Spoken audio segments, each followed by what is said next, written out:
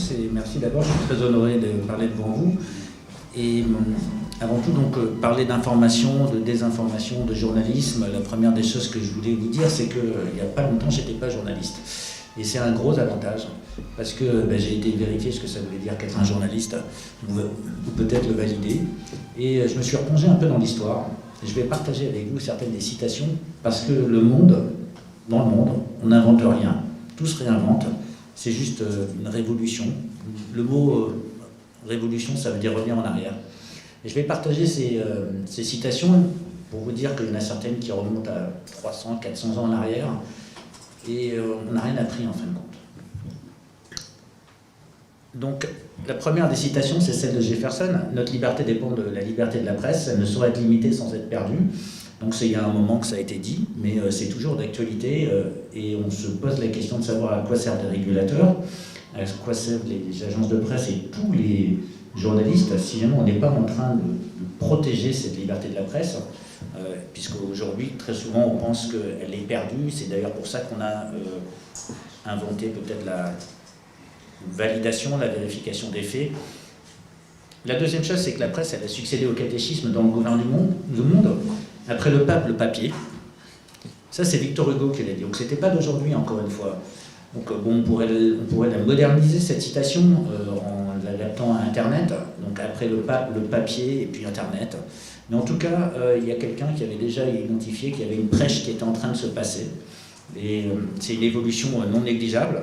La troisième citation, c'est la liberté de la presse est entière. Il suffit d'avoir les lumières nécessaires. C'est Alfred Sauvy qui l'a dit. Donc Sauvy, c'était un professeur de politique dans les années 70. Et c'est marrant parce que j'entends toujours dire qu'il y a 7 milliardaires qui détiennent les médias en France et dans le monde. Quand on a écouté dans les années 70 que c'était déjà le cas.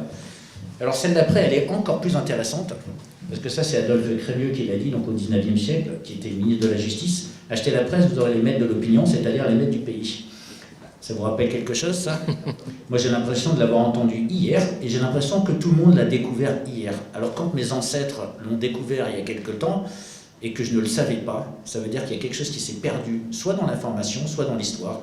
En tout cas, il y a une forme de désinformation déjà, et c'est aller les chercher. La suivante, alors ça c'est Daphné du Maurier, c'est assez intéressant. Si vous souriez à la presse vous sourit, et quand elle est de votre côté, le monde vous appartient. Ça vous paraît logique, hein? Les politiques savent très très bien faire usage de ça. Donc quand la presse abonde dans le cadre du pouvoir, et donc c'est pour ça qu'il y a un jeu de séduction entre les hommes politiques, les médias. Une autre, avec une campagne de presse bien menée, au bout de 2 mois, les Français croiraient en Dieu. C'est Maurice Donnet, donc encore une fois, un auteur dramatique de la fin du 19e siècle.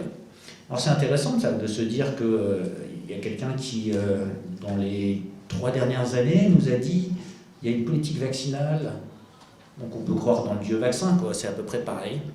Et c'est pas nouveau. La presse est une école d'abrutissement car elle dispense de penser, c'est Flaubert qui l'a dit. Alors c'est intéressant aussi de se poser la question de ce que c'est que la pensée, l'esprit critique, mais si la presse devient une école d'abrutissement parce qu'il y a toujours les mêmes messages qui sont délivrés d'un média à l'autre, c'est évident que quand on voit dans Le Monde, dans Le Figaro, dans Libé, dans tous les médias, et à l'international le même message, en même temps on se dit ça doit être vrai. Et donc cette dispense de se poser la question d'avoir l'esprit critique. La suivante, il faut que la presse paraisse, mais surtout pas qu'elle paraisse. Donc ça c'est un acteur et directeur culturel luxembourgeois qui a écrit ça. J'ai trouvé que c'était intéressant parce que la presse, on dit souvent aujourd'hui qu'elle est assez paresseuse, mais elle continue à paraître. Donc moi j'aimerais bien qu'elle paraisse moins, au sens du verbe paresser, c'est-à-dire qu'elle soit un peu plus proactive et active, de manière à peut-être paraître moins et donner plus d'informations. La liberté de la presse ne s'use que quand on ne s'en sert pas. Donc aujourd'hui, on a abusé un peu de la non-liberté. D'ailleurs, on ne sait même plus ce que c'est que la liberté. Parfois, on est d'accord pour donner à nos gouvernements une perte de liberté et perdre toutes ces libertés. Et du coup, on ne sait plus le prix de la liberté. Et puis bon, on est obligé de citer Balzac, parce que si la presse n'existait pas, il faudrait ne pas l'inventer. C'est lui qui a dit ça à propos de la presse parisienne. Il avait une très très très très mauvaise opinion des journalistes en son temps, parce qu'ils pensaient qu'en fin de compte, c'était des opportunistes. C'est comme ça qu'ils le décrivaient. Donc il y avait déjà des gens qui critiquaient de manière éhontée le modèle des médias. Alors ça, c'était 10 citations de personnalités célèbres. Maintenant, je vais vous donner la version des hommes politiques. Je vais juste en prendre 5 et après je passerai la parole à mes camarades, mais c'est au moins pour donner un petit décor. Alors, je me suis focalisé sur 2015. Donc en France, il y a eu un attentat à Charlie Hebdo. Et donc il y a un attentat contre la presse et un attentat contre la République. Alors j'entends souvent parler de savoir si on est toujours en démocratie, dans quel type de démocratie est-on, est-ce qu'on est dans une démocratie défaillante? En tout cas, il y a une chose qui est sûre, c'est qu'un attentat contre l'information, c'est évident que ça va entraîner une perte de droit, une perte de liberté, et nos hommes politiques le reconnaissaient. François Mitterrand, lui, s'était dit « La liberté de la presse présente des inconvénients, mais moins que l'absence de liberté ». Donc oui, il avait bien compris, on va dire, que c'est très simple. Je préfère avoir moins de liberté, comme ça j'aurai moins de liberté de la presse, puis c'est évident. Et d'ailleurs, c'est ce que les hommes politiques suivants ont fait en concentrant. Alors là, Jacques Chirac, il a été excellent, il a dit « Le mensonge est une pratique détestable, grâce à laquelle nos démocraties occidentales sont largement protégées, grâce notamment à l'action de la presse. » Alors c'est génial, parce que si jamais je le crois, et bien sûr les hommes politiques ont des paroles qui sont, on va dire, des supercheries. En tout cas, s'ils croient ce qu'il dit, eh bien la question fondamentale, c'est qu'est-ce que vont croire les Français, puisqu'ils vont croire la parole du président. Alors bien sûr que le mensonge est une pratique détestable, mais comme elle est devenue monnaie courante, eh bien on ne sait plus vraiment qui croire et comment croire. C'est d'ailleurs pour ça qu'on fait de la vérification et de la validation. La suivante, c'est « Aucun acte barbare ne saurait jamais éteindre la liberté de la presse. Nous sommes un pays uni qui saura réagir et faire bloc. » Ça, c'est François Hollande en 2015 qui l'a dit. Alors, en 2022, on a un président en France qui a divisé les Français. Il y a ceux qui l'emmerdent d'un côté, ceux qui le poussent à une division du pays. Et donc, comme on n'est plus un pays uni, eh bien, on ne sait pas réagir, on ne sait pas faire bloc. Et donc, ça éteint toute forme de liberté, puisqu'on accepte de ne pas être unis et de ne pas se défendre. Et le dernier point, c'est pour revenir sur Thomas Jefferson, c'est lui qui a dit ça, dans la presse, seules les publicités disent la vérité. Et donc, quand on cherche à vérifier ou valider les faits, c'est intéressant de se dire qu'en 1776, il y avait déjà quelqu'un qui avait vu ça, et il n'est pas visionnaire, il avait bien compris que l'information, c'est un métier, que la publicité, c'en est un autre. D'ailleurs, il y a la charte de Munich qui dit qu'il ne faut pas confondre information et journalisme et propagande. Et il avait compris que, quelque part, dans la publicité, comme on avait réglementé la publicité, eh bien, il était à peu près certain qu'on disait la vérité. On contrôlait les mérites des messages publicitaires, mais on ne contrôle pas les mérites des messages que l'on a ailleurs dans les journaux. Donc la seule vérification qu'on peut faire, c'est celle-là. Et pour finir, donc, ça c'était 15 citations, c'est un tour historique, il y en a des centaines d'autres, il y a les mêmes dans d'autres pays, il y a les mêmes en Russie, il y a les mêmes en Chine, avec des versions différentes, avec des personnalités différentes. En tout cas, notre histoire, elle est pavée de toutes ces observations sur la liberté d'expression et d'information. Et le dernier point que je voulais partager avec vous, avant de passer la main peut-être à Philippe ou Alexis, quand on parle d'information, il y a très souvent, on a parlé de vérification de l'information. Et quand les gens parlent de vérification, la seule chose qu'ils font, c'est la validation. Valider un fait est différent de vérifier une information, surtout quand il s'agit de quelque chose de scientifique. Et tout ce qu'on a vu, c'est le travail de l'information, c'est la plupart des gens vont valider. Donc, j'ai une information, je téléphone à mon copain Alexis, je lui dis « Alexis, ouais, j'ai vu la même chose, j'ai validé. » Mais il n'a pas vérifié, j'ai pas vérifié. Ce qu'il faudrait faire, c'est aller bien plus loin. Et Philippe, avec tout le travail qu'il a fait dans la finance, sait très bien ce que c'est que la vérification d'informations. Surtout quand on lit un bilan comptable, on va aller le vérifier. D'ailleurs, ça n'a pas empêché des scandales financiers à la Madoff, qui ont été signés par des experts comptables, ou des scandales financiers à la Enron. La validation qui a été faite par ces individus était une opinion. Donc très souvent, ce qu'on fait, c'est on téléphone à un copain, il nous donne son opinion. Et on lui dit, et ça en devient un fait. Donc ça, c'est un travail de constant qu'il faut faire, c'est est-ce ton opinion ou est-ce un véritable fait? Voilà. Merci Xavier, merci de l'invitation pour parler de ces fake news. Alors, c'est marrant ce que tu disais, je vais rebondir d'abord là-dessus, sur la révolution, le fait qu'on oublie tout.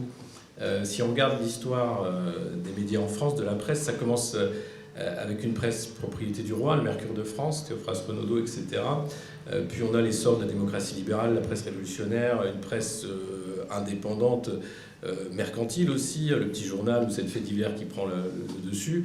On a ensuite le CNR, le vrai Conseil national, non pas le Conseil national, leur fondation évidemment, qui lui parle de la propriété de la presse justement pour s'assurer qu'elle reste indépendante. Et on revient aujourd'hui à une presse d'État via la presse subventionnée. Parce que ce qui est étonnant aujourd'hui, c'est qu'on a à la fois des milliardaires, donc c'est un système mixte, des milliardaires qui sont propriétaires de médias, pour l'influence évidemment, et finalement les Français qui payent l'impôt et qui financent cette presse via la subvention pour assurer la pluralité médiatique, qui est assurée de toute façon puisque les milliardaires financent à perte certains médias.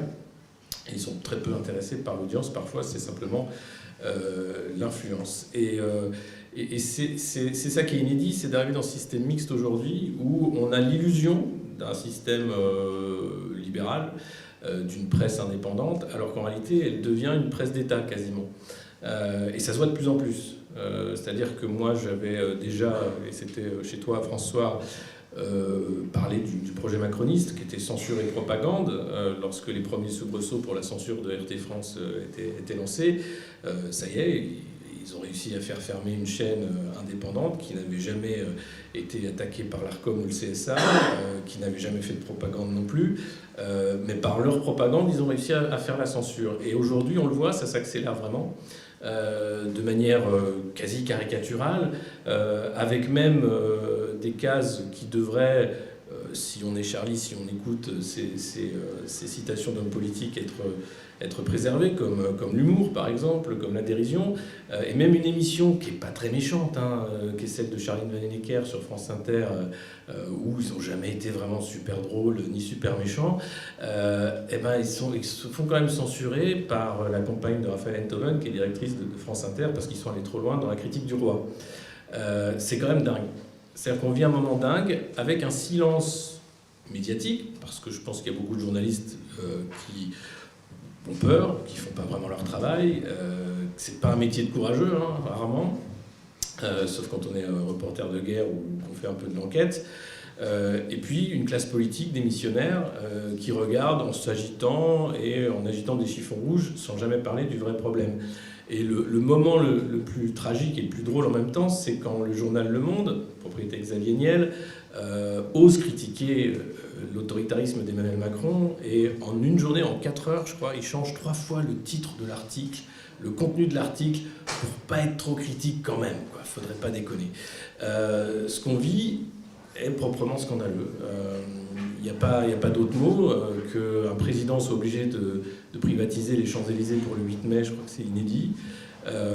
Qu'il en soit réduit à cette utilisation systématique de la censure, qui est de l'autocensure aussi de la part des journaux propriété de milliardaires, et que de l'autre côté, ça ne fonctionne pas, puisque la dernière allocution, l'interview, pardon, parce que là encore, il faut voir comment sont menées les interviews, sur TF1 n'a réuni que 6 millions de téléspectateurs, c'est rien, c'est-à-dire c'est simplement les gens qui regardent le JT de TF1 en temps normal. Personne n'a regardé Macron lundi soir. À part les gens qui regardaient le JT de TF1 de toute façon. Donc là, on voit que c'est moi je pourrais espérer, c'est mon côté optimiste de temps en temps, qu'il y a la fin d'un système, ou du moins l'essoufflement ultime d'un système, parce que les gens sont fatigués et ça devient vraiment trop caricatural. Mais néanmoins, on voit qu'il continue avec ça. La mise en scène à Dunkerque, l'interdiction de casserolade et du journalisme de complaisance. J'avais fait une petite vidéo, si vous suivez la revue de presse du Monde Moderne, je lis la presse oligarchique tous les matins pour montrer comment c'est ridicule. Et je regarde BFM. Et il y a eu un reportage formidable. C'était, je ne sais plus où il était, c'était à la Citadelle, là, pour rendre hommage à un révolutionnaire. Et il y avait la journaliste de BFM qui parlait d'une femme en larmes qui se jetait dans les bras d'Emmanuel Macron, lui disant qu'il était le meilleur président qu'elle avait jamais connu et que les Français ne se rendaient pas compte. Et voilà. Et on est dans de la propagande ridicule, mais ça passe à une heure de grande écoute et c'est censé être du journalisme. Et tout ce qui est de l'ordre de la critique, mais de l'esprit critique, on l'a vu avec bien sûr l'hystérie Covid, tout ce qui est de la dissidence, de l'opposition même réelle, est gommé, effacé, interdit, sans compter bien sûr tous les responsables politiques qui sont quasiment interdits d'antenne ou qui n'ont pas voix au chapitre, notamment dans la case souverainiste par exemple, où ils sont très peu invités. Donc il y a des tabous, c'est officiel, et puis il y a ce système qui s'auto-entretient, qui invite toujours les mêmes et qui parle de faux débats pour occuper l'espace médiatique, mais s'informer, aujourd'hui, très peu de gens le font, en réalité. Il faut savoir que sur des médias indépendants, on est très loin d'avoir une audience critique. RT France l'avait, c'est d'ailleurs pour ça que c'était une cible. Et on a affaire, face à ça, à 7 millions d'auditeurs de la matinale de France Inter. Alors parmi les 7 millions, il y a qui se posent des questions ou écoutent simplement de manière sociologique, mais globalement, on voit qu'il y a quand même une masse là qui s'informe de manière très de la doxa, on va dire, hein, puisque c'est une propagande, ou du moins c'est une information extrêmement orientée. Et puis quand on parle des fact-checkers, de ceux qui valident la parole vraie, hein, ceux qui sont les tenants de la vérité, des Savonarola ou des inquisiteurs en réalité, on a dévoilé, avec l'affaire du fonds Marianne, qu'ils sont payés aussi par l'État, et par sans doute aussi peut-être des moyens de financement étrangers. Et ce qui est le plus drôle, c'est qu'actuellement, vous avez des comités d'enquête sur les ingérences étrangères. Jamais n'est mentionné, ni au Parlement européen, ni ici à l'Assemblée nationale. C'est toujours, bien sûr, l'ingérence russe, c'est eux qui font des fake news, c'est eux qui ont des robots sur Twitter, etc. Jamais il n'est question de l'ingérence américaine. Il y a François Fillon qui, lors de son audition, a dit « Moi, la seule fois où j'ai été écouté, c'était par les Américains. Mais vous ne voulez pas en parler, c'est dommage. Mais quand même, c'est la plus grosse ingérence qu'on a depuis des années. Et d'ailleurs, la construction européenne n'y est pas étrangère, loin de là. Donc il y a toujours un angle mort, il y a toujours une censure volontaire, il y a toujours des tabous. Et quand vous rentrez dans l'art et quand vous essayez de parler de ça, vous faites directement votre travail en réalité, puisque c'est là où c'est intéressant, hein, c'est quand il y a un interdit, c'est là qu'il faut les creuser, puisque si personne ne veut en parler, c'est qu'il faut en parler. Et vous avez face à vous une censure que j'ai jamais connue à cette dimension-là. Là, c'est vraiment quelque chose de catastrophique, avec en plus la construction d'un ministère de la vérité. C'est-à-dire que Jean-Noël Barrot, qui est ministre du numérique, en réalité, il est en train de mettre en place toutes les lois de censure pour pouvoir censurer a priori, c'est-à-dire par l'algorithme, par des acteurs privés que sont les plateformes, la parole libre, alors qu'en démocratie libérale, on censure a posteriori avec la justice. Là, la cage justice est enlevée, et donc c'est simplement la volonté d'un pouvoir de censurer l'information. Donc on est vraiment dans un moment critique, et je trouve que les voix critiques, elles, ne sont pas assez nombreuses, et bon, qu'elles n'aient pas accès au mainstream, c'est normal, mais c'est pas normal qu'il n'y ait pas plus de gens qui aujourd'hui gueulent pour dire ce qui se passe est proprement scandaleux. Alors moi, je ne m'exprime pas en tant que journaliste, ce que je ne suis pas. J'ai par contre créé une agence de presse, mais moi jamais avec la prétention d'être un journaliste, ni même un économiste. Moi, je viens des marchés financiers et j'étudie les phénomènes économiques et financiers. La société que j'ai créée en 1994 avait pour but d'apporter un éclairage en temps réel. On était les premiers à faire ça, et de façon entièrement numérique, c'est-à-dire qu'il n'y avait pas de papier. On était un peu dans l'immédiateté, mais avec un certain niveau d'expertise. Ce qui fait qu'au bout d'un an, j'ai commencé à collaborer aussi avec BFM Business. On réalisait tous les contenus temps réel pour des grands hebdomadaires financiers. Et à partir des années 92-93, on a commencé à assister à une sorte de basculement sur les marchés. Et notamment, la première chose qui a commencé à être complètement faussée, c'est la monnaie. À partir du moment où on a commencé à créer de la monnaie ex nihilo, out of the thin air, comme ils disent aux États-Unis, extrait de l'air ambiant, de la monnaie adossée à rien, à pas de valeur présente ni à venir, de l'argent qui en plus de ça n'était à la disposition que d'un petit cercle. Donc là on rentre dans ce qu'on appelle l'effet Cantillon, c'est-à-dire que ne profitent de l'argent ou d'une richesse que ceux qui sont près de celui qui le sort de sa corne d'abondance. Donc là il y a quand même quelque chose de vicié qui est apparu. Et puis à partir des années 92-93 arrive aussi une autre fake news, c'est pourquoi j'avais intitulé ce petit fascicule, fake news, l'inflation. La jauge de l'inflation, c'est-à-dire ce qui permet de jauger du vrai niveau de vie de tout le monde, cette jauge a commencé à être faussée, falsifiée, de façon de plus en plus radicale, dans un silence assourdissant des médias financiers. C'est-à-dire que le moteur de l'économie, c'est quand même l'argent. À la base, si on ne comprend pas l'argent, on ne comprend pas vraiment l'économie. Et on commence à inonder l'économie de faux argent. C'est une activité de faux monnayage. Et c'est tellement énorme que personne n'en parle.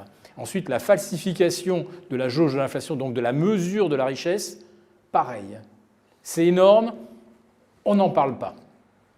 Mais je dirais que le basculement du monde, il a en fait commencé en 1995, lorsque des riches et puissants, inspirés par l'école monétariste, donc Montpellerin, école de Chicago, un long travail, très très long travail d'influence, arrive à imposer cette vision monétariste, qu'effectivement, c'est l'offre d'argent qui détermine tout.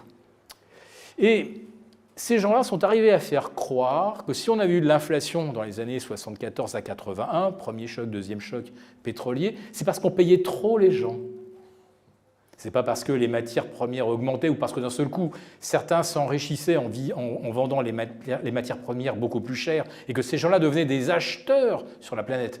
Je ne vous raconte pas la prospérité de l'Iran, de l'Arabie saoudite, de l'Irak à cette période. Ces gens-là, d'un seul coup, se sont retrouvés avec une manne et se sont mis à dépenser énormément. Ils ont énormément participé à l'inflation dans le monde, des biens de consommation. C'était eux qui nous vendaient à nous l'énergie, et c'était eux qui venaient dépenser. Mais c'était nous qui subissions l'envolée du prix de l'énergie, qui étions coupables parce qu'on réclamait des augmentations de salaire pour pouvoir faire face. Donc, on a complètement retourné le réel. Mais cette école de Chicago a surtout donc réussi à convaincre que pour enrayer l'inflation, il fallait enrayer la spirale prix-salaire. Ce qui est un mensonge, une fake news colossale, mais à qui tout le monde a adhéré, en tout cas dans certaines sphères, et les patrons de presse se sont vraiment laissés séduire par ce schéma et par cette pensée casser la spirale prix-salaire. Donc on a décidé sciemment de modifier le partage de la richesse à l'échelle planétaire. Et la modification du partage de la richesse, c'est déjà de ne pas indexer les salaires sur l'inflation et deuxièmement, d'avantager le capital au détriment de la main-d'œuvre. Et ça, c'est quelque chose qui est aussi fondateur et qui n'est jamais remis en cause. Donc je dirais que tout part d'abord de ça. Le monde tel qu'on est et tel qu'on a l'impression qu'il a basculé, c'est ça. Alors l'autre basculement, je reviens toujours à la période 92-93, c'est-à-dire l'immédiate après-chute du mur de Berlin. L'Occident cesse d'avoir besoin de faire envie et de montrer qu'il est un modèle beaucoup plus efficace et beaucoup plus enrichissant que le modèle soviétique, chinois, tout ce que vous voulez, ou le modèle dirigiste. Donc comme on cesse de faire des efforts, en termes technologiques. Finalement, on parle beaucoup de l'intelligence artificielle, mais les dernières grandes révolutions industrielles et technologiques se sont arrêtées pratiquement au début des années 90, quand on n'a plus eu besoin des meilleurs cerveaux, des plus grandes intelligences pour triompher du modèle collectiviste, dirigiste. Donc ça, c'est quelque chose aussi qui est un vrai basculement. Et puis à partir de 1992, la Chine commence à émerger avec cette fameuse citation de Deng Xiaoping, « s'enrichir est glorieux ». À partir de là, on commence à délocaliser, on commence à exporter notre industrie. Mais on commence aussi à importer finalement un peu les mœurs des pays vers lesquels on exporte. Alors, l'Union soviétique n'existe plus, le maoïsme est enterré, et on finit finalement par s'adapter quelque part un petit peu à notre nouvelle clientèle. Et on importe le dirigisme économique. Et l'apogée arrive finalement après 2008, quand les banques centrales décident finalement d'abolir littéralement les marchés. Donc quand on vous dit à chaque fois c'est le marché qui décide, c'est une fake news colossale. Le marché, c'est la banque centrale. Et elle le dit ouvertement. Quand la banque centrale met le loyer de l'argent à zéro, de l'argent qu'elle crée ex nihilo, et qui en plus de ça n'a même plus de valeur, un argent qui n'a pas de valeur, c'est aussi un mode de sélection du risque qui disparaît. Si l'argent ne coûte rien, on peut faire n'importe quoi et échouer. De toute façon, il n'y a pas vraiment de sanctions. Et donc là encore, il y a ce narratif extraordinaire que finalement, l'argent gratuit, c'est bien. Qu'on peut imprimer de l'argent sans limite, ce n'est pas inflationniste. Alors ça ne l'est pas tant que d'un seul coup, l'inflation ne surgit pas. Mais en fait, on part du constat de ce qu'on fait pour essayer d'en tirer une théorie économique complètement fumeuse. Et tout est repris systématiquement par les médias qui ne le contestent jamais. Donc la modification du partage de la richesse, pas de problème.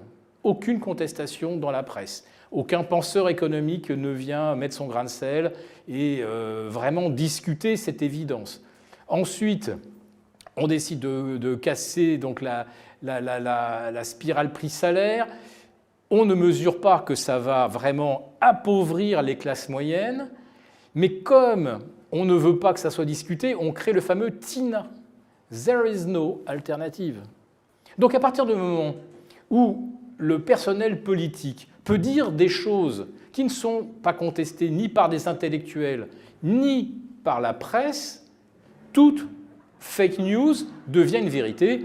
Le fameux passage de Mein Kampf, où un mensonge répété 100 fois finit par devenir une vérité. Et on est là-dedans parce qu'on répète la doxa à l'envi et personne ne la conteste, alors que ça serait théoriquement, s'il n'y a pas d'intellectuel qui se lève, ça devrait être au moins le travail de journalistes qui fact-check en disant bah non, la modification du partage des salaires, ça n'enrichit pas. La création d'argent ex nihilo, ça ne profite qu'à un petit cercle qui a des connexions et des complicités suffisamment fortes avec la Banque centrale pour en profiter dans l'immédiat. Donc des journalistes économiques, ça aurait dû être leur rôle de dire, bon, bah, puisque finalement, peut-être que les économistes marxistes se sont un peu endormis, nous, on va quand même contester TINA, on va contester la doxa, etc. Ce que la presse financière n'a aucun moment fait, c'est juste une chambre d'enregistrement, une chambre d'écho qui reproduit le narratif sans jamais le discuter. Voilà, donc c'est un petit peu ce que j'ai voulu mettre dans ce petit fascicule. Mais en fait, les choses n'ont fait que s'aggraver depuis, et ça continue. Et aujourd'hui, les marchés sont totalement administrés par les banques centrales. Mais on dit c'est le marché. On ne vous dit pas que derrière, qui tire les ficelles, c'est la Banque centrale. On ne vous le dit jamais. Ou quand on vous en parle, c'est pour vous dire que la Banque centrale a fait un job merveilleux. Elle a laissé faire la bulle des dot-com, ça a explosé. Elle a laissé faire la bulle des subprimes, elle n'a rien vu. Les agences de notation validaient et après ça se défaussaient en disant non mais c'était juste une opinion qu'on avait parce que finalement quand Goldman Sachs ou JP Morgan ou Lehman nous balançaient des tranches, enfin des millefeuilles d'émissions obligataires, ils nous disaient que c'était de l'or et nous on mettait triple A, mais parce qu'on les croyait sur parole. Enfin, tout est comme ça. Donc les journalistes économiques ont totalement abdiqué et sont devenus, non pas un quatrième pouvoir, mais c'est devenu un vrai auxiliaire du pouvoir. Un auxiliaire du pouvoir, jamais un contre-pouvoir. Alors ensuite, il y a quelques aphorismes que j'aime bien, donc on pourrait essayer de réinformer les gens, mais vous connaissez tous l'adage, on ne peut pas dire la vérité aux 20 heures, il y a trop de monde qui regarde. Donc ça reste tout à fait vrai. Le journaliste du 20h qui vous présente sourire aux lèvres, tout le narratif gouvernemental. Vous vous apercevez que l'une est la compagne d'un grand patron du CAC 40, qui d'ailleurs sert presque de parrain à la noble assemblée du CAC 40, que l'animatrice d'une émission très regardée, La Tranche 19-20, son mari n'est autre que le patron de Facebook France, que tel et tel journaliste est en fait la compagne d'un ministre, qu'un jeune journaliste prometteur n'est autre que le fils d'une Nathalie Saint-Cric et c'est le petit-neveu d'un autre, on va dire, pas l'arbin du pouvoir, c'est un peu méchant, mais enfin, quand même, ça y ressemble beaucoup. Et je peux multiplier les exemples. Donc il y a une sorte de consanguinité entre le monde journalistique et le pouvoir qui fait que, est-ce que vous pensez que ces gens-là, à un moment, vont porter un regard critique sur ce que fait le gouvernement, ce que fait la Banque centrale, ce que fait notre Banque de France, ou ce que fait le ministre de l'économie, ou ce que fait le ministre de l'éducation il y a de cela 2 ans. Voilà. Donc la consanguinité fait qu'on est à peu près certain que ces journalistes vedettes, je peux vous donner un peu l'échelle des salaires, c'est entre 25 et 60 000 par mois. Voilà. Et j'étais également très très surpris, puisqu'on parlait des fact-checkers, de découvrir qu'ils font un métier beaucoup plus lucratif que nous, puisque en fait un fact-checker facture grosso modo sa petite bidouille intellectuelle 2, 3, 4 000 euros. Voilà. Et il fact-check à partir de quoi ? À partir d'éléments qu'il trouve sur Internet. Oui. Et c'est pourquoi vous retrouvez, en fait, chaque fois qu'il se passe un événement dans le monde, vous allez retrouver finalement les mêmes commentaires, presque du copier-coller. Pourquoi ? Parce que tout part de l'AFP. Il n'y a plus de grands médias français qui ont le reporter, le fameux grand reporter de guerre, ou le journaliste initié dans la finance, à qui se confient les banquiers quand ils ont envie de faire passer un petit message en douce au ministre de l'économie. Ils disent, mon copain, il va me faire une petite tribune dans les Échos, ou dans Le Revenu, ou dans un hebdomadaire très lu, et vous avez un journaliste qui va au Siècle ou quelques autres cercles un petit peu privilégiés, et il va dire des petites choses. Voilà, c'est fini ça. C'est fini. Aujourd'hui, quand on rentre au siècle, si on parle à un journaliste, c'est dans l'espoir qu'il va alimenter la propagande. Pas du tout pour glisser un message un peu subtil. Non, c'est plus subtil du tout. Là, c'est ouvert, c'est grotesque. C'est de la pure propagande. Donc ça marque quoi ? Cette propagande, ça veut dire que, comme disait un certain président il y a 48 heures, on méprise les gens quand on leur ment. La presse, les médias sont une démonstration de mépris permanent. On insulte notre intelligence à longueur de temps. Alors, je dirais que le journalisme a fait littéralement sécession avec son lectorat, avec son auditorat. C'est-à-dire pourquoi les journaux n'ont pratiquement plus d'audience, ne survivent qu'à coup de subventions. Et pour les médias publics, à quoi assiste-t-on ? On assiste au soutien conditionnel de l'Ukraine sur LCI, parce que M. Bouygues espère peut-être obtenir des contrats de reconstruction en Ukraine. Enfin, je dis ça, je dis rien. Vous avez des journalistes sur BFM qui vont immédiatement reprendre tous les éléments de langage élyséen, et j'ai même moi fait des petits relevés rigolos, c'est qu'ils avaient déjà les éléments de langage, ils commençaient déjà à les balancer le matin, et on les a retrouvés le soir dans l'intervention alors de M. Le Maire, de M. Véran, de M. Macron, etc. Les éléments de langage étaient déjà là. Les chiffres des manifestations anti-retraite, pour l'anti-réforme des retraites, les défilés syndicaux avaient lieu le jeudi. Le chiffre du nombre de participants le jeudi était déterminé le mardi matin au Conseil des ministres. Voilà. Avant, c'était en plus de ça sous forme de Conseil de défense, donc on était très très bien pour la transparence. Donc, j'ai l'impression qu'il y a une véritable sécession entre les élites, entre guillemets élites, mais je pense que vous savez à peu près ce qu'on en pense, les journalistes Et ça, je dirais que c'est en train d'illustrer un petit peu cette sentence de Bertolt Brecht. Quand le peuple n'est plus d'accord avec le parti, il ne reste plus qu'à dissoudre le peuple. Donc on en est là, c'est-à-dire qu'on est prêt à dissoudre le peuple par quel biais? Eh bien, par une succession d'informations fallacieuses ou biaisées qui a, selon moi, le but de créer le chaos dans les esprits. Donc en fait, c'est une forme de maintien de l'ordre qui ne profite qu'à ceux qui sont tout en haut de la pyramide, dans le petit pyramidion, pour ceux qui connaissent le billet de 1 $. Et le reste de la population, on est en train de le dissoudre.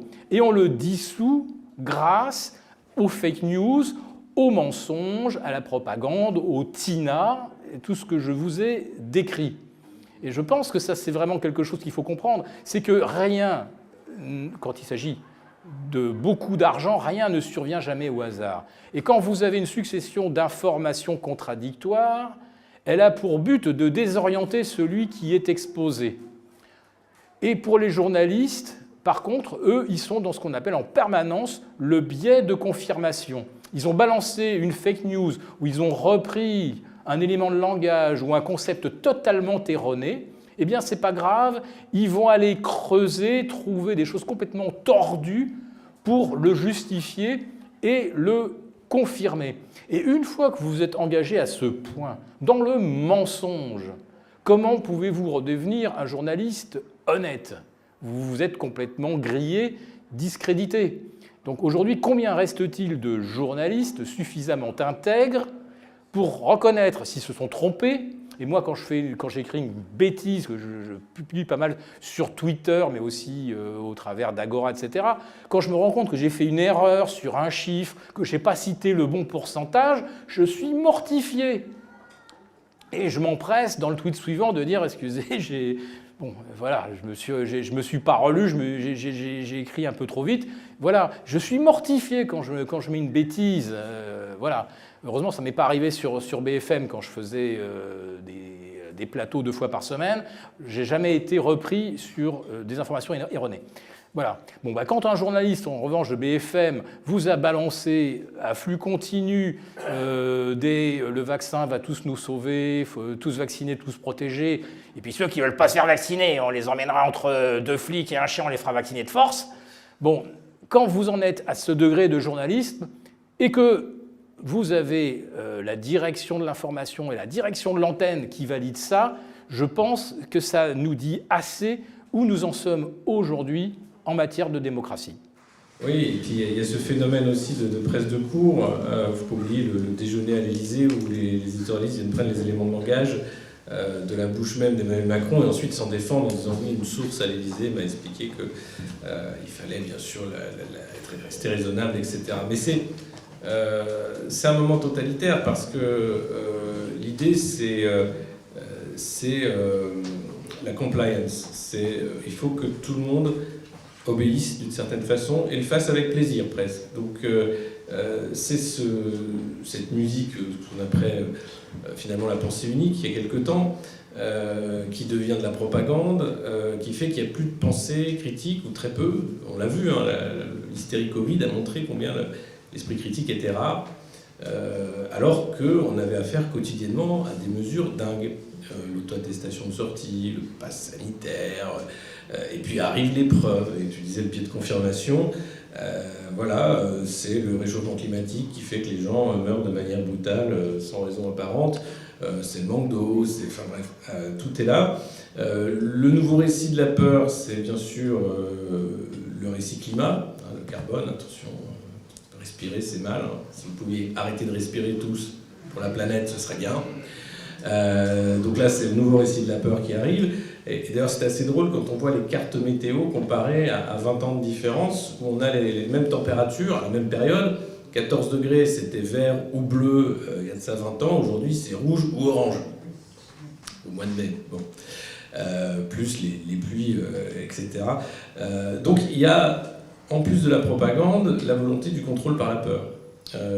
Et du contrôle de la soumission, donc je parle de la compliance, donc le fait que les gens doivent obéir à cette injonction permanente Et c'est eux le problème. Hein. Ils demandent trop d'argent. Hein. Par exemple, ouais, c'est de votre faute l'inflation. Ils consomment trop de produits avec du carbone dedans. C'est de leur faute le réchauffement climatique. Ils roulent dans des bagnoles, c'est pas normal non plus. Ça va qu'à Paris on peut plus rouler. Heureusement, la planète est sauvée. Donc tout est fait pour contraindre et pour que les gens soient toujours sous cette contrainte et de manière volontaire quasiment. Et ce qui est terrible, c'est qu'on voit les petites lumières qui s'éteignent et que, particulièrement les réseaux sociaux, Twitter, c'est vraiment une expérience sociologique à taille réelle. Quand on voit les gens qui attaquent l'esprit critique, il y a toute une sphère, hein, via les fact-checkers, etc. C'est des gens qui copie-collent à peu près tout le temps les mêmes éléments. Donc moi, dès que j'ai un truc à dire pour critiquer la politique autoritaire d'Emmanuel Macron, c'est parce que je suis un agent russe payé par Poutine, etc. Donc c'est tout le temps comme ça. Et il n'y a jamais de réflexion autre que ce qui est donné comme étant, voilà, vous avez, c'est le prêt-à-penser en fait. C'est comme la malbouffe, hein, la malinformation, c'est pas de la désinformation, c'est-à-dire que les gens ont l'impression d'être informés, mais ils sont mal informés. Et la malbouffe, ça fait plein de problèmes de santé, la malinformation, ça rend con. Et c'est vraiment un phénomène de société. Et je crois que c'était assez intéressant le moment de Trump aux États-Unis quand il prenait CNN à partie et les uns et les autres en Yo fake news et qui maltraitait les journalistes. Et il faut voir qu'un président américain, c'était une conférence de presse par jour devant des journalistes. Avec cette violence-là, avec le fait de les traiter comme ça. Macron, son premier mandat, c'est 3 conférences de presse, avec une presse de cour qui pose des questions scriptées. Donc déjà là, dans l'exercice du pouvoir en France, on a, via la Ve République, la possibilité d'avoir un chef de l'État qui ne rend pas des comptes à la presse. Vous avez le dernier exercice de propagande, c'était Emmanuel Macron répond aux lecteurs du Parisien, c'était il y a 15 jours. Alors les lecteurs du Parisien, c'est étonnant, à chaque fois, c'est des macronistes, hein, quasiment. Ça tombe bien. Alors, de temps en temps, ils sont un peu fâchés parce qu'ils attendaient une autre politique quand même de la part de leur héros, mais là, ça va à tel point que la Société des journalistes du Parisien a gueulé en disant que c'était trop complaisant comme interview et qu'il fallait ouvrir un peu et arrêter. Donc ça commence, même au sein des journalistes qui sont payés pour faire de la propagande, certains se sentent mal à l'aise à faire ce travail-là. Ils ont aussi gueulé aux Parisiens, propriété de Bernard Arnault, qui est un des grands sponsors du couple Macron, sur le traitement de la réforme des retraites, en disant que c'était un traitement unilatéral, c'était pas du journalisme non plus. Donc même au sein de ces organes de presse, il y a quelques journalistes qui se sentent quand même très mal dans leur peau et qui se disent bon je fais plus le travail que je pensais faire quand je sortais d'une école de journalisme, ou que je... Il n'y a pas besoin d'ailleurs de faire une école de journalisme pour être journaliste, mais bref, c'est pas du travail en fait. Et malheureusement, ce travail d'influence porte ses fruits. Hein, on l'a vu, je pense que le mal est fait dans la tête des gens, à la fois par les injonctions contradictoires permanentes, et je pense qu'on a poussé le curseur très très loin pendant le Covid, mais on continue avec le climat aujourd'hui, ça va être à peu près les mêmes conneries. C'est-à-dire que d'un côté, attention, c'est plein de carbone, ça, mais ça aussi, mais c'est dingue, mais faut qu'on arrête parce qu'on a besoin d'industrie, donc on va faire une pause quand même, mais pas toi, pas tes lunettes, elles sont pleines de carbone. Et donc ça va être ça tout le temps, pour rendre les gens fous, enfin, ou du moins consentants à être maltraités comme des chiens. Et les poches de liberté, j'en parlais tout à l'heure, se rétrécissent, se referment, et sont traités en plus maintenant, alors c'est le terme magique, c'est le complotisme. C'est simple, hein, vous n'êtes pas d'accord avec Emmanuel Macron, vous êtes complotiste. Bon, non, mais c'est comme ça. Et à partir du moment où vous avez le saut d'infamie du complotisme, vous êtes intouchable, donc vous n'avez même pas le droit d'arriver dans des débats contradictoires pour montrer le mensonge de ces gens qui sont devant des caméras de médias mainstream pour raconter n'importe quoi. Et ça c'est terrible parce qu'il y a même un assèchement du coup de la critique, donc je pense que les gens qui sont dans le système de propagande, de création du consentement, sont encore plus cons, c'est-à-dire à croire à leurs conneries, à leurs mensonges, qu'il y a quelques années de ça, où ils étaient conscients d'être des acteurs et de faire un travail bien rémunéré. Mais là, je pense qu'on a affaire à des gens qui sont heureux de faire ça et qui se rendent même plus compte du ridicule de la situation. Donc voilà, donc c'est deux mondes. Et on a l'impression d'une évolution parallèle qui est en train de se faire. Et c'est assez étonnant. Et je ne sais pas si c'est unique, parce qu'on a eu les citations de Xavier tout à l'heure, Mais il y a quand même quelques points inédits dans l'histoire des médias. Je parlais justement du mix entre presse indépendante mais presse subventionnée, et puis sur la censure aussi qui prend des proportions inédites via la technologie notamment, et faire très attention aux lois de technocensure qui vont s'imposer à nous, même si on lutte et qu'on luttera tant que faire se peut. Alors je précise, c'est pas mes citations, c'est des citations que j'ai Oui, exprimées, oui. parce Non, que mais c'était je veux pas enlever à leur auteur ces citations qui sont pour moi fort importantes. Donc retour vers le passé pour essayer de comprendre. Et j'aimerais juste mentionner 3 points. La première chose, c'est qu'est-ce que c'est que les organismes de fact-checking et de vérification d'informations. Et ici, il faut regarder une conférence qu'a donnée Fabrice Friss où il dit voilà, en 2015, on a créé un organisme de fact-checking parce que c'était fait pour vérifier la parole politique. Et puisqu'il y avait énormément d'informations, que ce soit économiques, que ce soit financières, donc ils étaient là pour censé vérifier si, quand on disait que c'était 2,5% d'inflation, c'était pas 2,3, 2,4 ou 2,5. C'est intéressant parce que ça permet d'amener ce qu'on pourrait appeler la confiance. Mais à partir du moment où cette notion de vérification n'est juste qu'une validation, on n'est pas en train de générer de la confiance, on va générer aujourd'hui ce qu'on peut appeler de la défiance. Et donc on a toute cette propagande qui entraîne une énorme défiance. Et un peuple qui est en défiance, c'est pas un peuple en bonne santé. La base de l'humain, c'est la confiance. D'ailleurs, on s'est défié les uns les autres avec cette histoire de virus. Donc on se regardait en chien de faïence, tu vas m'infecter, et aujourd'hui on va m'infecter avec une mauvaise information, on va m'infecter avec potentiellement le virus de l'information ou de la désinformation quand on est complotiste, puisqu'on devient persona non grata de cela. Peu importe les qualités qu'on a, il suffit de regarder le traitement qui a été réservé à certains éminents professeurs de médecine, comme le professeur Raoult ou le professeur Perron, qui se sont fait traîner dans la boue, vilipendés, sans qu'on ait même le loisir de leur donner un débat contradictoire. Donc c'est une honte, parce que quand on sait l'argent qu'on a investi dans ces outils de recherche, le temps qu'ils y ont passé, la moindre des choses, c'est de leur donner un peu de crédit, et on n'a jamais donné cet élément de crédit. Donc ça, c'est un point qui est pour moi important, c'est que la vérification d'une information, c'est regarder en arrière le plus loin possible, et ne pas se heurter à la simple validation des faits, chose que la plupart des fact-checkers font aujourd'hui, parce que quand on téléphone à un copain, c'est plus facile que de faire vraiment le travail, de modéliser. Quand on a un épidémiologiste comme Neil Ferguson qui fait des courbes mathématiques de prédiction qui vont prédire des dizaines de milliers de morts, en 2020, moi j'ai écrit un article avec le docteur Gérard Delépine qui disait le confinement, aberration économique, aberration humaine, aberration sociale, et puis on m'a dit mais vous avez quelle crédibilité pour faire ça? J'ai dit je suis juste économétricien, donc mathématicien et économiste de formation, c'est mon boulot. Ah ben non, c'est pas assez, en fait vous n'avez pas la légitimité pour parler. Ah, j'ai dit ok, pas de problème, je n'ai pas la légitimité, mais je vais publier dans les revues à comité de lecture, c'est-à-dire que je vais accepter d'être revu par les pairs. Mais ça ne suffit pas. Ça ne suffit pas. C'est-à-dire qu'aujourd'hui, quoi qu'on fasse, on peut aller très très loin dans la démarche scientifique, dès lors qu'on est discrédité, et dès lors qu'on a jeté cet opprobre ou ce discours, eh bien c'est très difficile de revenir en arrière. Donc le seul élément qu'on peut faire, c'est attendre, c'est avoir le temps. Donc je pense que Raoult dit les chiffres finiront par parler, et aujourd'hui on est en train de le voir, puisqu'on regarde les chiffres sur l'augmentation des décès. Alors on va vous dire que c'est comme l'augmentation du climat. J'ai lu aujourd'hui que l'augmentation de la température sur la Lune, c'est parce que l'homme y est allé.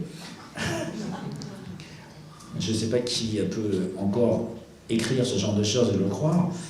Quand on regarde l'augmentation des décès dans certains pays, il y a certains pays où il y a plus de 50% d'augmentation des décès.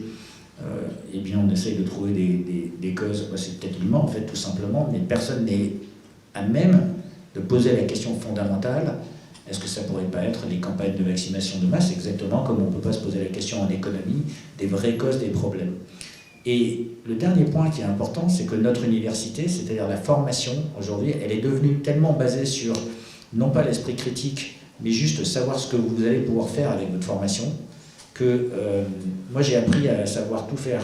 C'est-à-dire qu'on m'a appris à savoir compter, à savoir modéliser et surtout me poser des questions de savoir si mon modèle était valide et après vérifier, valider avec l'esprit du réel.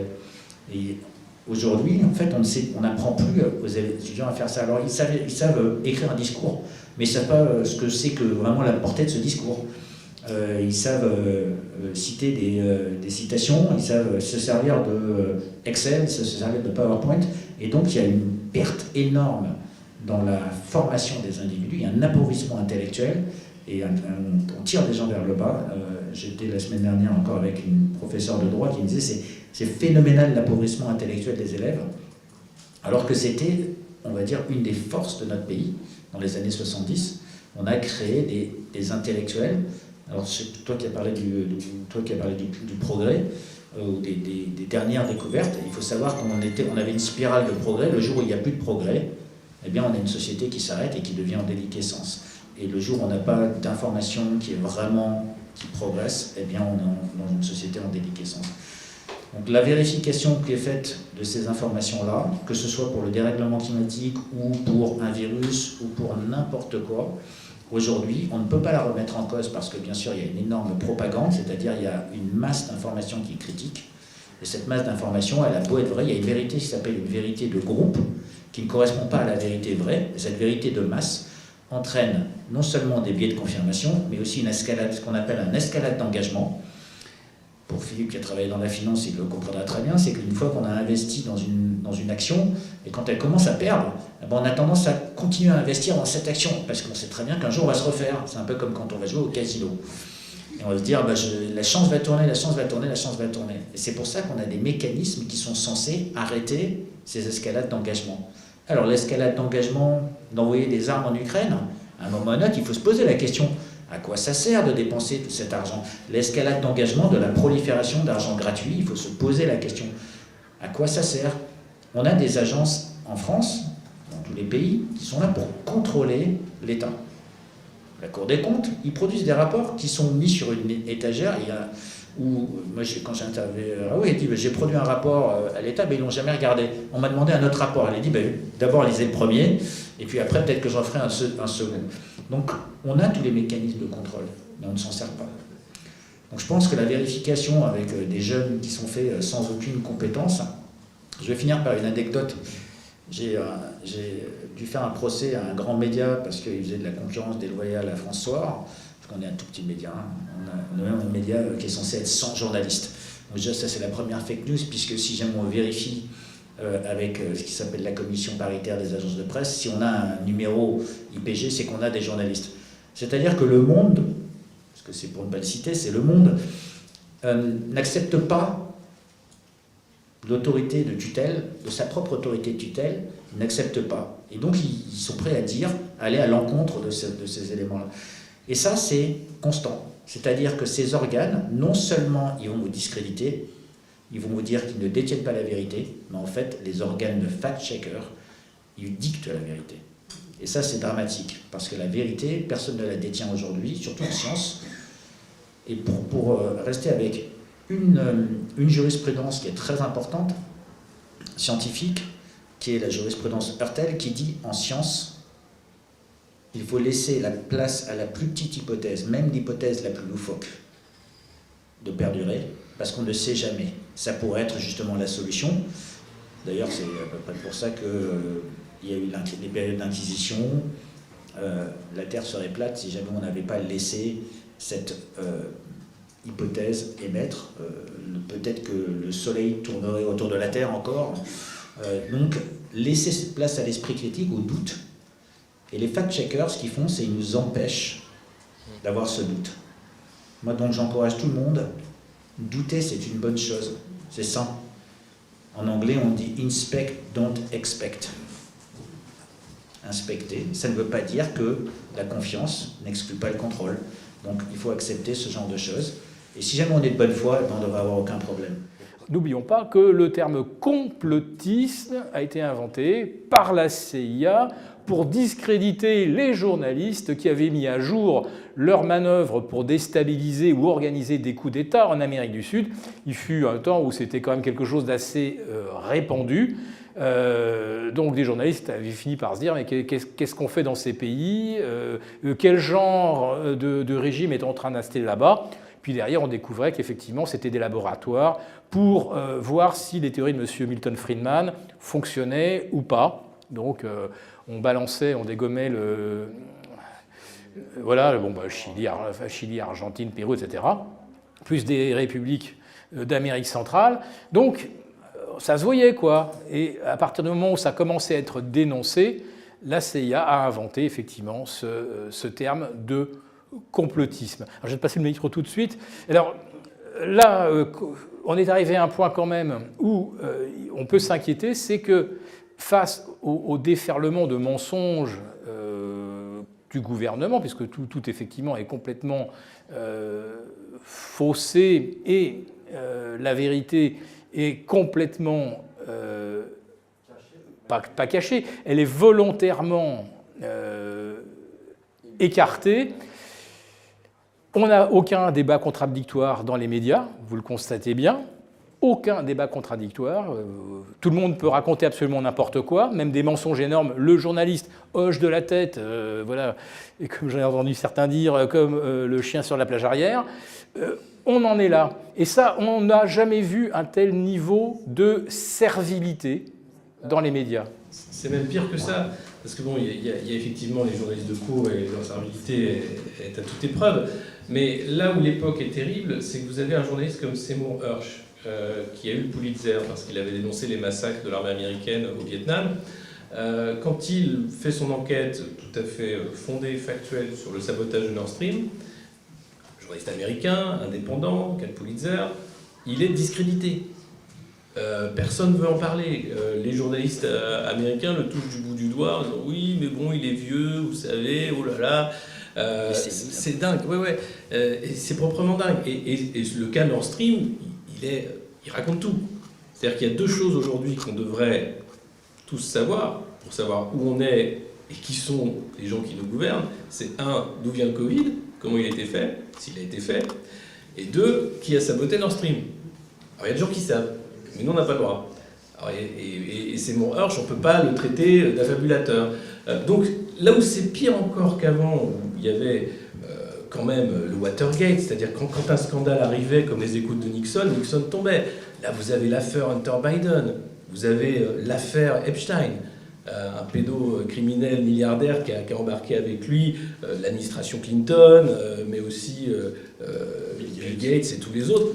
On n'en parle pas. Il était 4 à 6 mois de l'année en France. Bon, sur le versant français de l'affaire Epstein, il n'y a pas un mot, il n'y a rien. Brunel, qui était son homme de main en France, s'est suicidé en prison, tout comme lui s'est suicidé en prison. Bon. Donc c'est vous dire le niveau en fait de décrépitude du travail de journaliste d'enquête et aussi de cette profession qui, à mes yeux, s'est discréditée, mais comme la profession politique et comme récemment les médecins, avec ceux qui ont été tout simplement des censeurs et qui ne faisaient pas de la médecine, mais du contrôle social. Donc on vit un moment assez terrible, voilà. Et on n'est pas assez nombreux, je trouve, à en être conscient et à le dénoncer. Moi, je ne peux parler que de mon expérience. J'ai appris une chose, c'est que le journalisme, c'est d'essayer de voir ce qui se passe réellement. Je pense qu'aller sur le terrain, ça veut dire essayer d'être le plus proche possible du terrain et essayer de comprendre les origines d'un conflit. Donc se poser des questions, c'est la base fondamentale de toute chose. Donc la manière dont on a traité cette information chez François, c'était la même manière qu'on a traité toutes les informations sur le Covid, l'origine du virus. On s'est posé les questions de savoir est-ce que les parties en présence, donc la Russie et l'Ukraine, quelles étaient leurs raisons mutuelles de faire ce genre de choses. Et on s'aperçoit très vite que les accords de Minsk n'ont pas été respectés, que le Maïdan est un problème, qu'il y a une intervention de la CIA. Et après, il faut essayer de dépatouiller tout ça et de donner du sens. Donc, toujours en laissant la place au doute, toujours en laissant la place à l'interprétation, c'est-à-dire voilà les éléments factuels. Donc, dans le cadre de ce conflit, notre position du bloc atlantiste, elle n'est pas neutre, elle est loin d'être neutre. C'est la manière dont on l'a traité, donc on a une part de responsabilité là-dedans, il faut juste l'assumer. On n'est pas prêt aujourd'hui à l'assumer parce que ça va à l'encontre d'une position qu'on a prise qui est une position dominante. Et voilà. Et pour finir, parce qu'on dit souvent qu'en Russie, il y a une forme de... on pense que c'est encore l'URSS. En fait, j'y suis allé. Donc en fait, je suis allé là-bas pour voir qu'est-ce qui se passe. C'était plus simple. Et donc j'ai rapporté, j'ai été invité à un congrès russophile. Alors bien sûr, on va dire que je suis pro-Poutine, alors que je suis tout à fait prêt à critiquer un grand nombre de choses, notamment le premier acte de guerre, c'est-à-dire le premier acte d'attaque, c'est quelque chose qui est excessivement contestable et critiquable.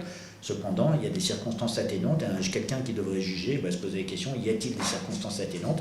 A-t-on fait tout ce qu'on a pu pour la diplomatie?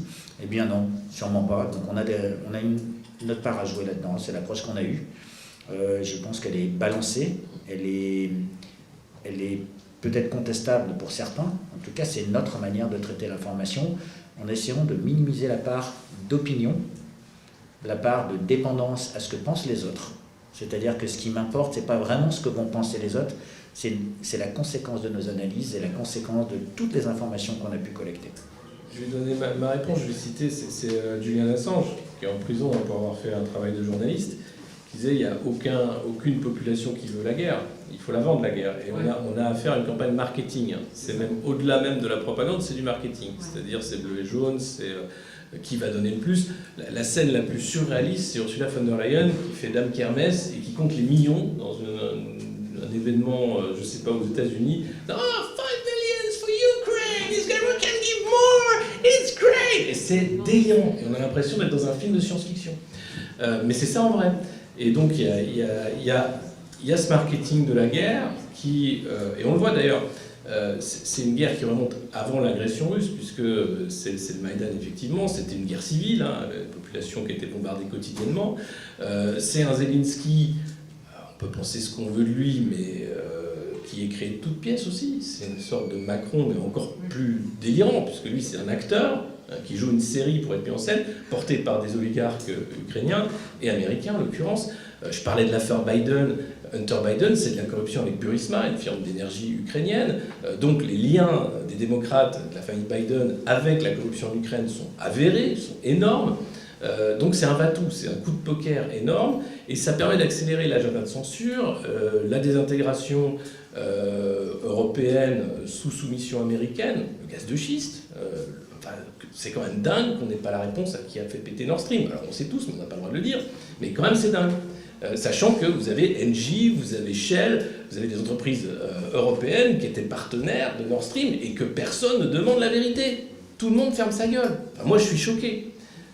Donc, c'est du marketing de la guerre et ça fonctionne très bien parce que derrière, vous avez des gens qui trouvent ça les excite. J'ai écouté un reportage sur France Inter pour voir un peu le degré de truc. C'était un mec qui recyclait des gilets pare-balles pour les populations civiles ukrainiennes. Très bien, hein, c'est toujours louable, c'est le côté de la défense, machin. Et le mec disait, alors il avait une entreprise de sécurité dans l'ouest de la France, hein, il disait, je me suis jamais senti aussi vivant. Moi, je vais vous livrer un petit peu mon analyse du conflit ukrainien, qui sera vraiment purement économique. Avec l'arrivée de Donald Trump, on comprend que la mondialisation heureuse a vécu.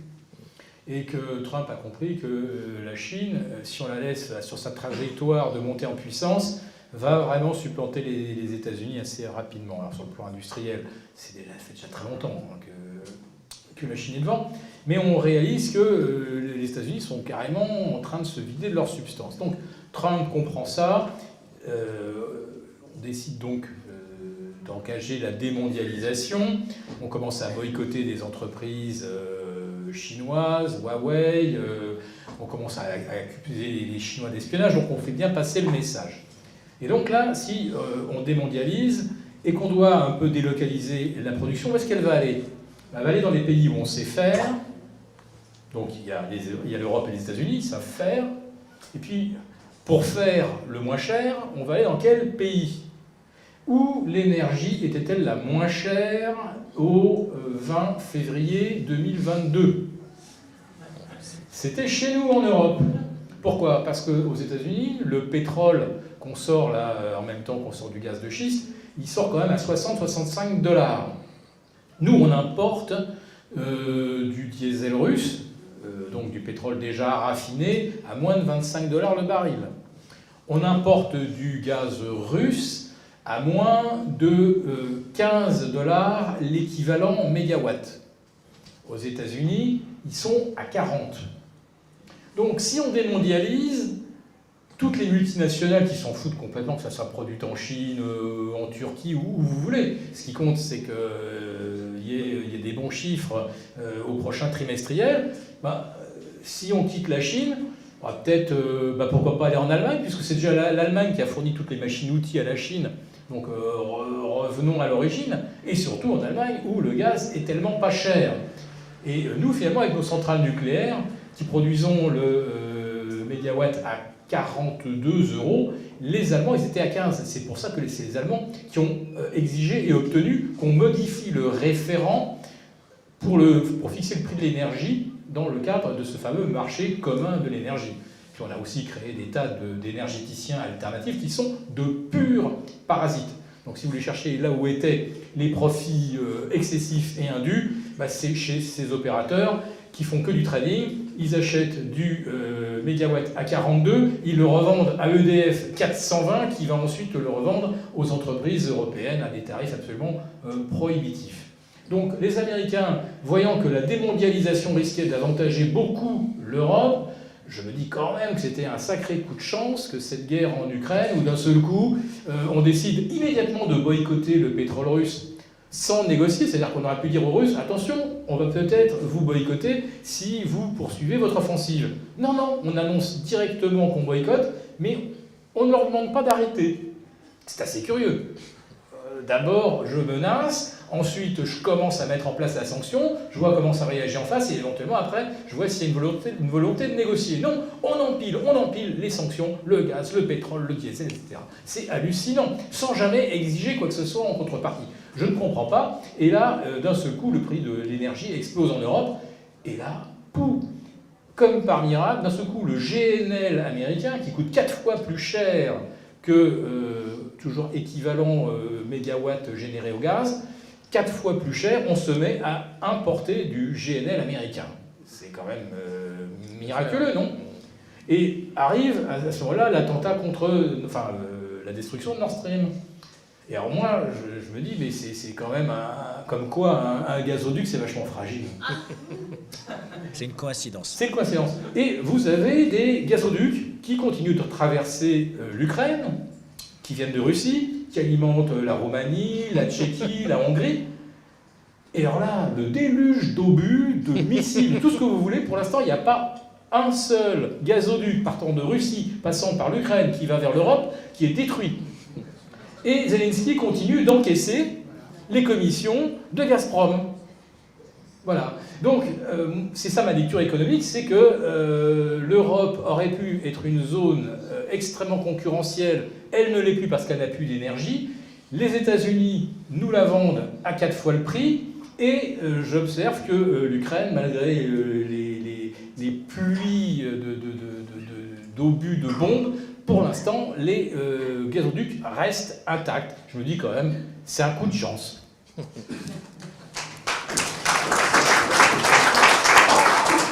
Il y a eu des élections en 2022 en France. Est-ce que vous vous rappelez tous que Emmanuel Macron a écrit dans son programme qu'il allait contribuer des armes pour l'Ukraine?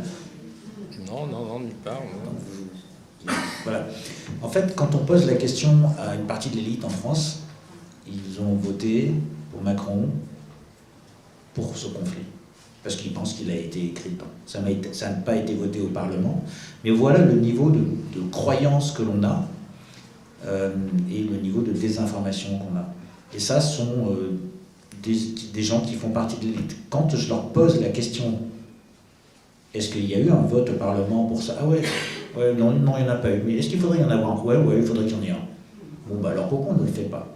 C'est-à-dire on a continué cette escalade d'engagement qui est basée autour d'une décision qui est en dehors de tout mandat. C'est-à-dire qu'on a des gens, comme Ursula von der Leyen en Europe quand elle achète des vaccins, ou quand elle envoie des armes en Ukraine, on agit en dehors du mandat. Et ici, il faut se poser la question, c'est quelles sont les sanctions qu'encourent ces individus. Alors, pour revenir tout à l'heure à la notion de vérité et de mensonge, le mensonge aujourd'hui n'est pas sanctionné. Il n'y a aucune sanction du mensonge. Il faut savoir qu'aux États-Unis, quelqu'un qui fait parjure, c'est cher. Il peut prendre très cher. Nous n'avons aucune sanction. Donc nous n'avons pas d'incitation à la vertu. On n'a juste aucune incitation à ne pas mentir, puisque ça passe crème. Et donc on continue. Voilà. Et un mensonge appelle un autre mensonge. Il suffit de regarder notre ministre de la Santé, Olivier Véran. D'ailleurs, je me demande comment il fait pour dormir la nuit, parce qu'il doit chercher dur dans sa tête pour inventer le prochain mensonge. Ou le ministre de la Santé actuel, qui a cherché toutes les raisons pour ne pas réintégrer les soignants. Donc en fait, on cherche et on développe, on utilise notre matière grise pour créer le prochain mensonge, la prochaine raison pour justifier, comme tu disais tout à l'heure, une vérité qui est à l'heure, une vérité de masse. Donc je pense qu'il y a peu d'informations qui filtrent, mais quand on a ce genre de croyances au niveau des élites, c'est qu'on a un vrai problème, quoi. Vous avez, ces dernières années, je crois, 3 scandales majeurs financiers. Vous avez les Pandora Papers, Cum-Ex Files, vous avez les Panama Papers, où à chaque fois, Zelensky est cité dedans, par exemple, vous avez toute l'oligarchie européenne également, rien ne se passe. Qui vient vous parler à la télé et vous regardez droit dans les yeux, dans la caméra, pour vous balancer un mensonge absolu face à un journaliste qui hoche la tête? Vous avez par exemple dans le conflit en Ukraine quelqu'un qui est très impliqué, un philosophe à la chemise blanche ouverte.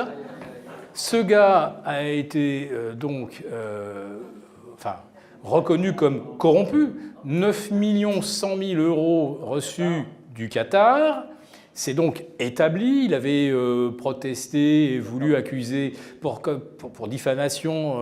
Il a été débouté, donc il est bien reconnu comme ayant reçu cette somme du Qatar. Donc cette personne est totalement corrompue. Il nous vend toutes les guerres qui ont été initiées par l'État profond américain, la CIA, le Pentagone, etc. Et cette personne peut continuer de venir à la télé et à la limite même, on lui fait une petite place aux 20h au cas où on a un vrai message à délivrer. Bon, Julian Assange, il n'est pas question qu'un journaliste reprenne ou creuse aucune de ces informations. Par contre, un philosophe en chemise blanche, il n'est pas question qu'un journaliste conteste ou creuse le mensonge qu'il nous balance, ou quelles sont ses motivations, ou qui derrière tire les ficelles. Donc c'est parfaitement assumé maintenant. Quand vous avez quelqu'un payé 9 millions pour venir vous vendre une guerre, alors c'est vrai qu'elle nous est un peu notre affaire parce que Kadhafi voulait créer une sorte d'alternative au franc CFA, donc il fallait vraiment qu'on s'en débarrasse, parce que sinon l'influence française en Afrique était compromise, bref. Mais ce type-là, on sait qu'il est corrompu et il vient à la télé. Vous avez des médecins, les télétoubibs, des médecins de plateau, souvent de plus de 65 ou 70 ans, n'ayant aucune qualification en virologie, néphrologue, spécialiste des reins, de tout ce que vous voulez. Et ces gens-là viennent débiter des mensonges qui ne sont pas démentis, alors que n'importe quel père pourrait dire on vient d'assister à un truc absolument lunaire, c'est n'importe quoi, personne ne le dément. Donc on voit bien que Assange est invisibilisé, que ceux qui disent la vérité se font pourchasser, harceler par les fact-checkers, et que la corruption est totalement assumée, parce que les télétoubibs qui viennent vous vendre le vaccin, ils sont forcément, et c'est démontré par les diverses sources de financement qui sont identifiées, ils sont forcément corrompus. Et là, les médias ne jouent pas leur rôle, c'est-à-dire qu'aux États-Unis, quand vous venez vous exprimer à la télévision, si vous êtes le professeur Trucmuche qui dit « je me vaccine parce que je ne veux pas tuer papy, je ne veux pas tuer mamie », il va être indiqué professeur Trucmuche et travaillant avec le laboratoire X, Y et Z. En France, c'est pas marqué. Karine Lacombe, elle arrive, on ne cite aucun de ses conflits d'intérêts et à la fin, on lui colle une Légion d'honneur. Ouais, j'ai fait beaucoup d'essais avec l'intelligence artificielle, notamment pour essayer de regarder chez des médias concurrents quel pourcentage d'articles étaient écrits avec de l'intelligence artificielle. Donc, vous voyez des logiciels de plagiat, notamment pour ceux qui font des thèses en droit, etc., qui vont aller vérifier le pourcentage de plagiat, et ça utilise les mêmes techniques. Donc c'est des méthodes d'intelligence artificielle. Et c'est assez étonnant, parce que j'ai même appliqué ça à mes propres articles. Donc je me suis posé la question si jamais j'étais un être naturel ou artificiel, parce qu'il y a parfois des résultats hallucinants, puisqu'il y a parfois j'ai eu des chiffres, parfois il y avait 75% de mon article était prévu comme étant écrit par une intelligence artificielle. Alors je me suis posé la question, c'est-à-dire, je me suis dit à quel point est-ce que l'intelligence artificielle est capable de simuler mon propre esprit. Et donc, je pense qu'il y a encore des biais d'analyse, mais si on en est aussi proche que ça, c'est-à-dire que l'intelligence artificielle est capable de prendre un article qui avait vraiment été écrit par moi et l'analyser comme ayant une probabilité de 75% d'être du contenu issu de cette... On a un véritable problème. Je n'ai pas de problème avec la voix. À partir du moment où c'est moi qui en contrôle, c'est un petit peu comme contrôler mon identité, comme contrôler ma marque. Dès lors que j'en contrôle les éléments et que j'en assume pleinement la conséquence, là où je commence à avoir un problème, c'est quand c'est du deepfake, c'est-à-dire que quand on va me faire prêter, comme il a dit, la licorne, n'importe quelle parole, et que on ne peut plus contrôler, on va dire. Donc il faut avoir à un moment ou à un autre une authenticité. Mais souvenez-vous, en France, on est un pays du luxe. Donc les gens du luxe ont eu à contrôler l'authenticité de leur marque pendant très longtemps, puisqu'il y a eu, on va dire, des copies qui ont été faites. Donc c'est pas un problème qui est tellement nouveau, encore une fois, il suffit juste de trouver les palliatifs à cette intelligence artificielle, et puis c'est à nous d'être plus intelligents, parce que bon, l'intelligence artificielle, c'est peut-être l'inverse de la bêtise humaine, mais en tout cas, il y a encore de la marge de manœuvre. Je pense que tout le monde connaît ce petit dessin humoristique. Mesurer uniquement l'intelligence, une forme de quotient intellectuel, c'est ce concours. Vous avez un arbre, et au pied de l'arbre, vous avez un singe, un poisson, une tortue et un concombre, et c'est lequel va arriver le premier en haut de l'arbre. Bon. Donc, en France, on a décidé, par exemple, pendant très très longtemps, qu'on était un pays d'ingénieurs. C'est Napoléon qui avait instauré ça, parce qu'il avait besoin d'artilleurs. Donc on était très très bon en ingénierie. Et puis, on va dire peut-être qu'après l'affaire Dreyfus, ça a un petit peu secoué les esprits. On s'est dit peut-être que c'est pas mal aussi d'enseigner les humanités, c'est-à-dire réapprendre à penser, réapprendre à critiquer le réel. Et puis je ne sais pas ce qui s'est passé, mais depuis les années 68-70, je ne sais pas, je situe à peu près ça par là, j'ai l'impression qu'il y a une sorte d'émission. On ne produit plus vraiment de savants, on n'a plus de vraies filières d'excellence, bien financées. Et pour ce qui s'appelait les humanités, alors là, je veux dire que ça a été totalement abandonné. Il n'y a quasiment plus de vrais philosophes en France, philosophes du présent qu'on pourrait encore enseigner. Et finalement, l'un des derniers qu'on citait volontiers, c'était Sartre, qui faisait quand même l'apologie du système soviétique. Donc il y a eu quand même à un moment, je crois, un basculement. Il faut qu'on se repasse le film et qu'on voit à quel moment on a loupé quelque chose.